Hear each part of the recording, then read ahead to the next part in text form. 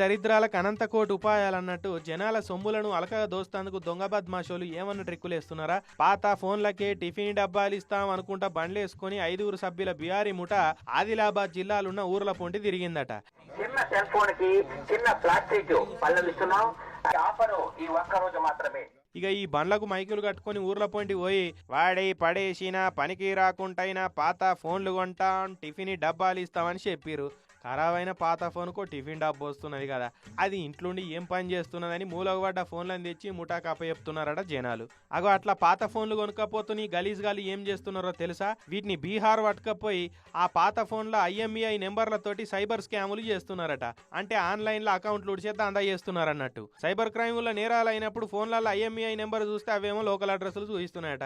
ఈ IMEI number తోటి address దేవులాడితే ఆ ఫోన్ ఎవరి పేరు మీద ఉన్నదో ఆ పేరే కానొస్తుంది కదా. అట్లా పోలీసు వాళ్ళు ఫోన్ అమ్మిన వాళ్ళు ఇంటికి వస్తే అమ్మతోడు సార్ మాకేం తెలియదు సార్, మేము ఎప్పుడో ఫోన్లు అమ్ముకున్నామని చెప్పుడట.